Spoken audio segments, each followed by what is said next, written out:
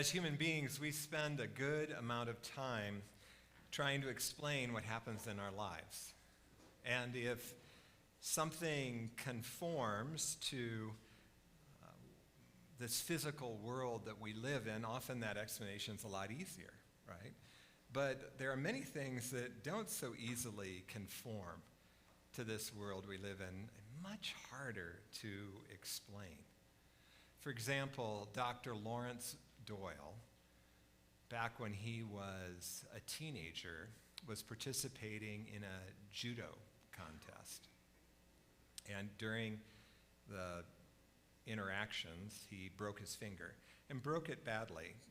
The bone wasn't protruding through the skin, but you could tell through the skin that the bone was completely broken off. And so he was sent to the emergency room. And in the emergency room, as he sat there, and you know you can sit in the emergency room for quite a while, right? So as he sat there, he was reflecting on Job's experience, where Job prayed for his friends and then was completely healed. And so here's what he writes. And by the way, he's the author of When Prayers Are Answered.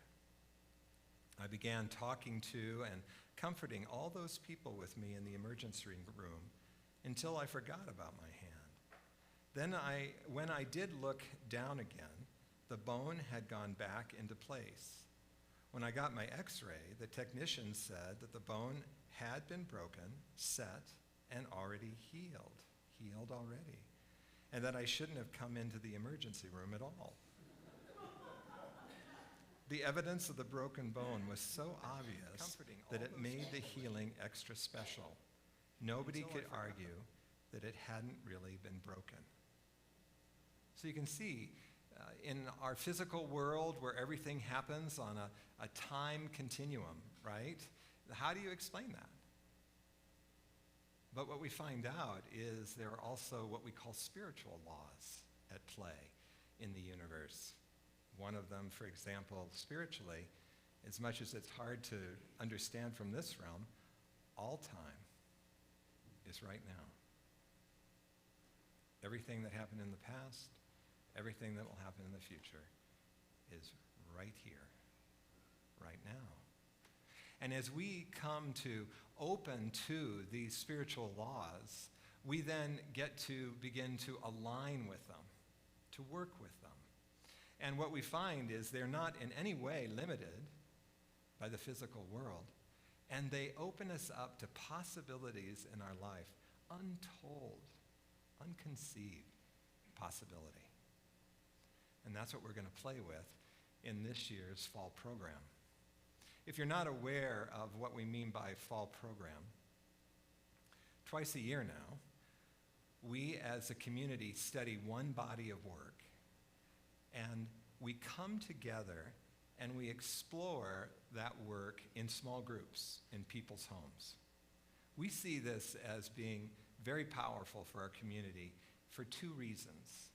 One, when you come on a Sunday and listen, you often come through the line to either Sue or I and talk about how inspiring it was. But by Wednesday, you can hardly remember what we've talked about, right?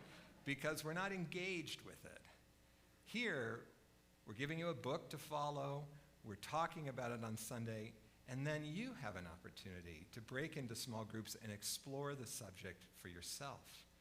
It allows us then to move deeper with the subject. Allows us to explore it personally and begin to then shift our consciousness. The other piece is that inevitably when you're on the spiritual path, as much as you'd like to convince yourself that it's all a cakewalk, it's really, all it's going to do is open me up to greater potential, we don't realize that you're going to really unfold, reveal some very painful, difficult places in ourselves. Places where we usually want to run, places where we feel isolated.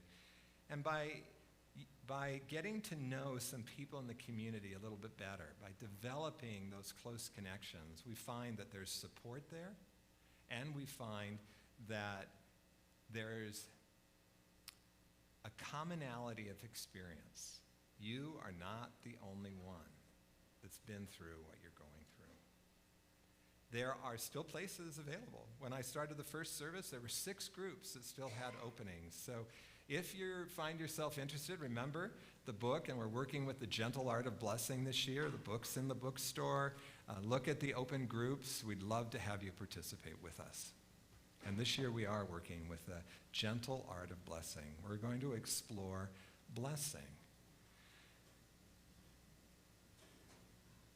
which, by the way, is pulling on laws that are well beyond what this world would say works. Our author, Pierre Prodervand, I think is how you say it, Prodervand, close enough. He starts the book out by giving us lists of stories of people that have either been benefited by initiating the blessing or people that were receiving blessing and how it changed their life. It's inspiring. It's a great read. And he tells us that the process is actually very easy. That you start out the day, for example, just blessing the day. When you wake up, just bless what's going to happen in this day. Open yourself to the day. And then he says when you encounter people, and you don't even need to know them, when you're walking down the sidewalk, just bless them. Bless them. Be creative in your blessing. Bless them on their finances. Bless them in their relationship. Bless them in their prosperity. Bless them in their health. Bless them in their quest for meaning. Whatever. Be creative. I liked what he has to say about 2 things. If anyone expresses aggression or unkindness to you, respond with blessing. And then listen to this one. When something goes wrong in your day, burst forth in blessing.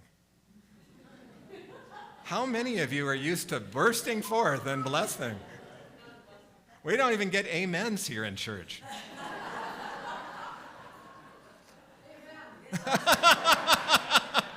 Okay, we're getting somewhere today.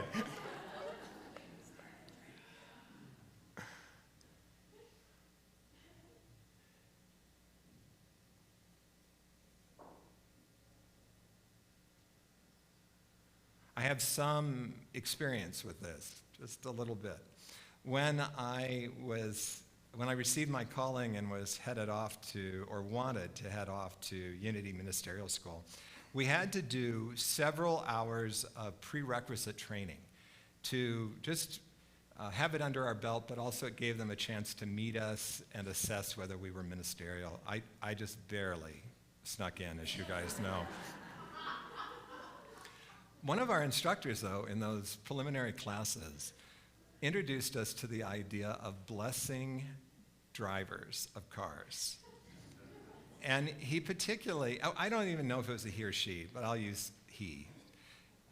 He stressed that you can bless cars in front of you and bless cars behind you, but there's something as a human being about blessing someone when you can see them, when you can connect with them. And have you ever noticed, even when you're on a freeway, you can glance over and usually find the driver or find the participants in a car.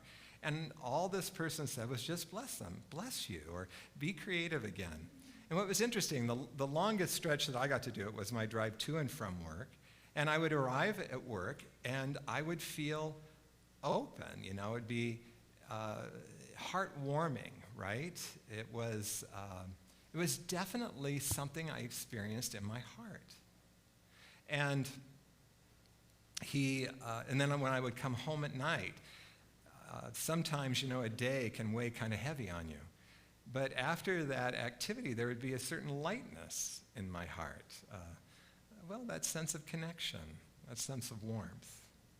So what Pierre says is that actually is the benefit of blessing for us as the blesser. Blessing is a heart quality. It's something that comes out of our heart. And what he's saying is that it's based in love. And what do you remember about love? Love melts barriers. Love softens us. And the fascinating thing about growing up as a human being is that we've learned how to armor ourselves. And even if we're not aware of it, even if we've done a lot of work on ourselves, when we meet someone new or when we meet someone that maybe has hurt us in the past, there can be a subtle or not so subtle armoring that comes up that protects us from them. We lead from our defenses. When you're blessing, and when blessing is your spiritual practice, you're leading with your heart. What a powerful thing to lead with. You see, we don't give our heart much credit. We don't see the heart as being durable, as being able to withstand, but it can.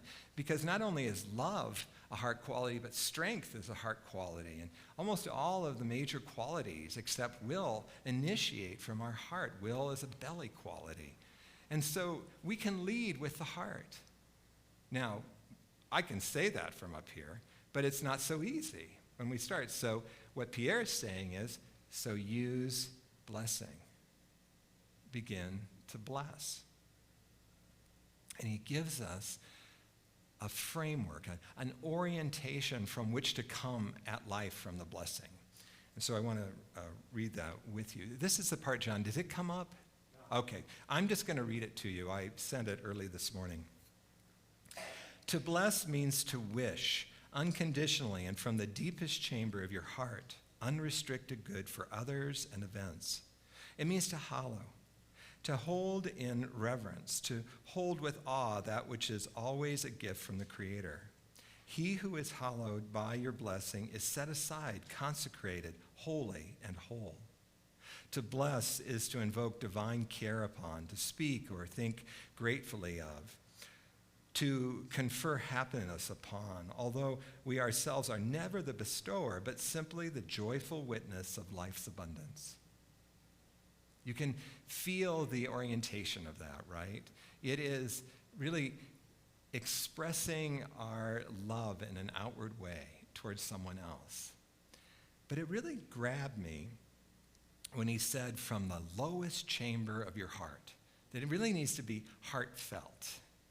And where that took me was to an experience of my own, where it was like, okay, how do you get from where you are to that, right? So my experience was when I was 29, I was asked to give up a job that I had, a position in a company that I had. I wasn't told that I needed to leave the company, but it was, highly recommended that I let go of this position. It was funny. At some level, I could recognize the truth of it, that indeed I was not the best fit for this position or where they wanted my division to go of this company. But at the same time, I was resentful. I was resentful of the two men that had had the courage to say, hey, we don't think you're the best fit here. I woke up resentful. I went to bed resentful. And I thought of them about 1,000 times a day, resentful. Anybody else been there? Yeah. Most of us can relate, right? And while I wasn't thinking about blessing them, I was raised in unity. And one of the things that I learned in unity was it's not healthy to be immersing ourselves in negative feeling, right? It's not easy on our body. And also, it sucks energy. We're putting energy sort of into a black hole. And that energy is our life force. And especially, think about it, I left the company, and it felt right to do that. I'm unemployed, and I'm putting all my energy into a black hole. Probably not the best use of my energy, right? We want to have our energy available to us. We want to be in the flow. We want to be able to accept the blessings that are coming our way. So I started seeing a spiritual counselor. Well, let me just say, I started seeing a spiritual counselor. I wanted to put a Bible quote in there, but we'll just hope that comes later. Right, Spirit? Did a lot of research for that Bible quote. So I started seeing this counselor, and she was great. she helped me pretty quickly get that underneath that resentment, the ego likes to do that. It makes the problem about somebody else. They're the problem.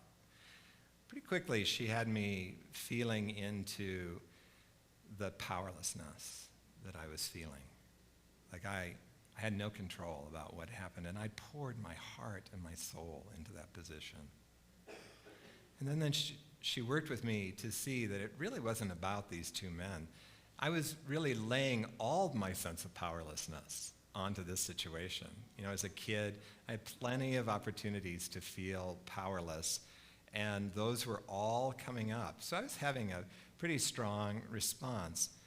Just by coming to that understanding, I was able to bring my attention then to this sense of hurt that I had, this discomfort around the powerlessness, and began to work with myself directly, feeling compassion, and began to experience the healing. Just within 2 weeks, I was seeing this woman every week, but we laughed. Just 2 weeks later, I said, I haven't thought about those guys all week. And indeed, about 2 years later, one of my best friends in Minneapolis, where this all happened, got hired by one of those men. And he called me and he said, "Hey, I think you've worked for this guy. What's he like?" And without missing a beat, I said, "He's a real straight shooter. He's going to tell you the truth about what he thinks about you and about the situation." I said, that was hard for me. It's not easy to hear all the time, but boy, he's right on. Because you see, I left that job, and it was a clear jumping point to me being ready to receive my calling into ministry. I would not have been ready if I had not been broken up a little bit, loosened up, and began to see where I really fit in this world.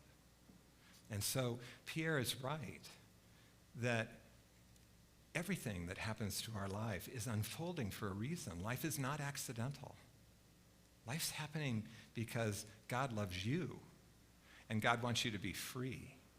But if we're leading with our defenses, we miss a lot of the opportunity. We reject it. I don't want to be here. I'm going somewhere else. When we can lead with our heart, we can be there and really take ourselves into the healing.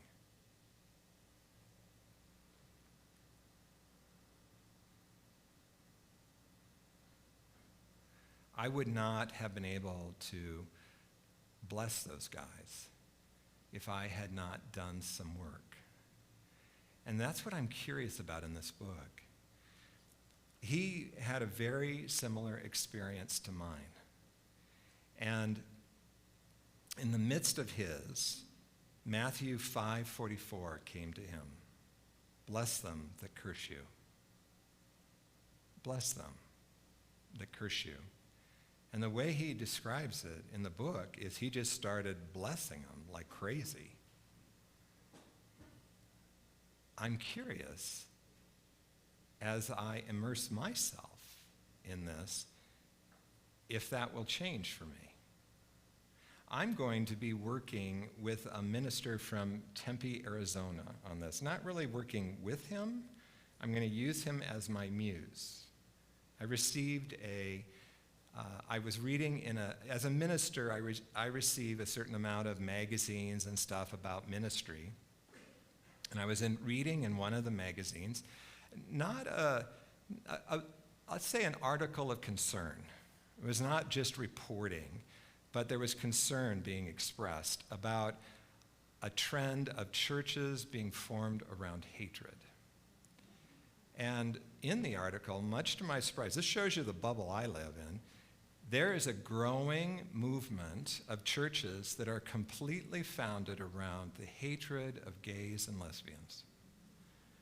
It shocked me. For one, I thought, what the hell do you talk about week after week? There's just not that much material. So I thought, well, I'm just going to go and see if I can listen to one of this guy's talks. So this guy's name is Stephen Anderson, and he's the minister of a church in Tempe, Arizona. And sure enough, his talks, and he gets lots of coverage. And so I'm listening to a talk that was intensely difficult to listen to. Did you know that I'm a pedophile? Did you know that I hate God? And he finished the talk. The talk was entitled, Taking Out the Trash.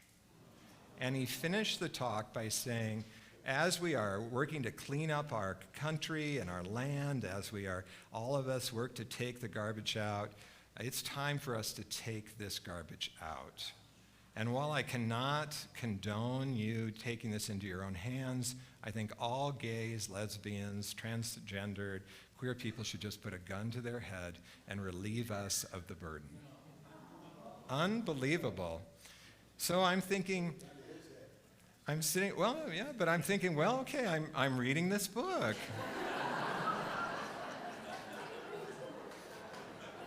God damn it.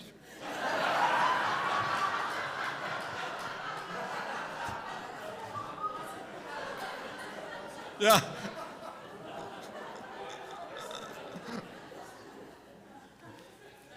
And so I got to see some things. So I thought, all right, and I'm not just able to casually sit there and listen, right? My whole body is pulsing with adrenaline, and blessing would not be the first thing that came to my mind, right? So I just started, and I have to say it was rote and hollow. It was not. I was not able to get to the deepest chamber of my heart. So it's going to be fun, right, to see how this progresses. I'm trying to see if I can listen to another talk, but it'll be a few more weeks when we're more immersed in it. But I did find this morning, when I always pull up the information early on Sunday morning, like, what am I going to talk about? And I thought, well, what's my relationship with Stephen today? And it was fun. Being just a little bit removed, not so, really? Are we back in the Adolf Hitler days here? Suddenly, I was able to bless his journey, bless his heart, to really bless his heart, and to bless the movement and the opening of his heart. And I could feel myself settle with it and really be there. I tell you that because it sounds so easy, right? I mean, like Sue and I have been laughing. We've been reading this book, and suddenly we realize, like, driving is incredibly challenging when you have to bless everybody. You start out, oh, this will be easy. No. Or your partner does one of those infuriating things that they do over and over again, and all you're to do is bless them. I bless you. I bless you for pushing under being you, for getting under my skin the way you do.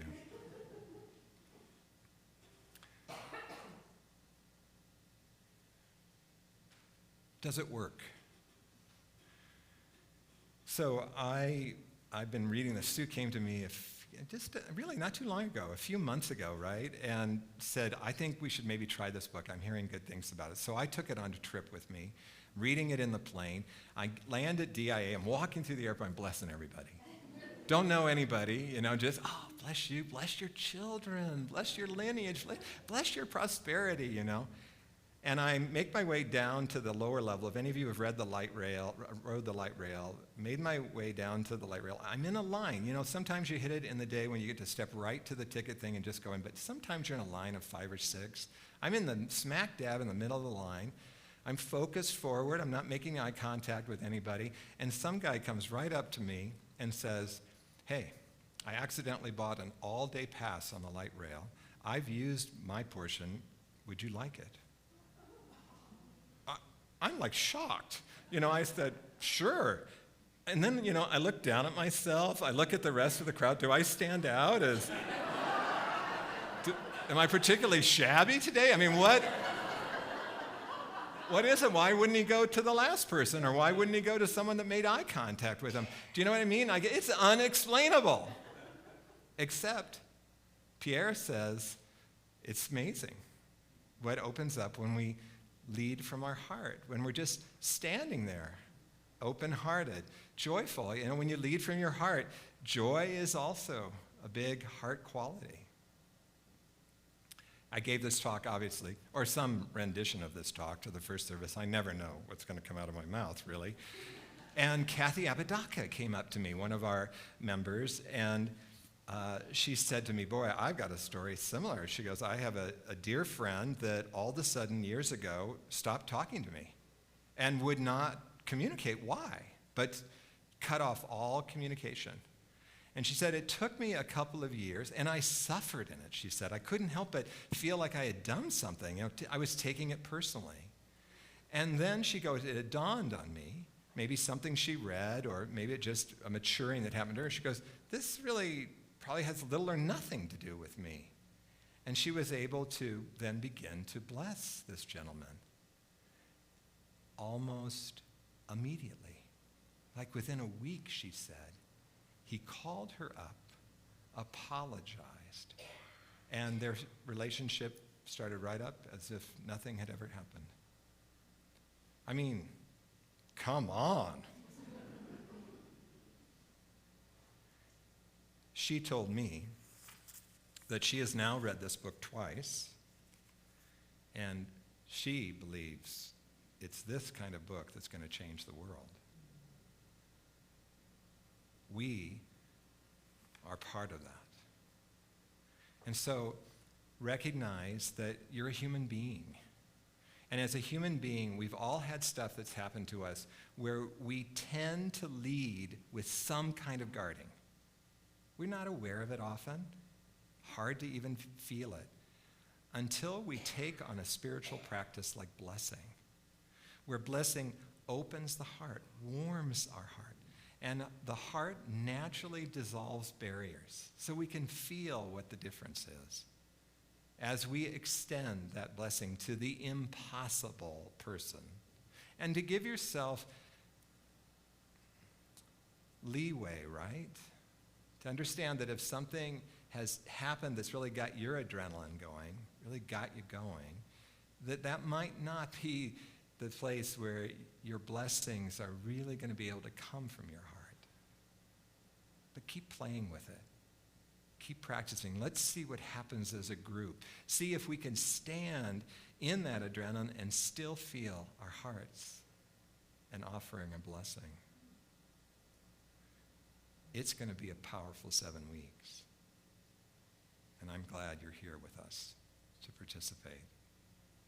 So I'm going to invite you to begin to prepare your love offerings as we invite Pete back up to really open our hearts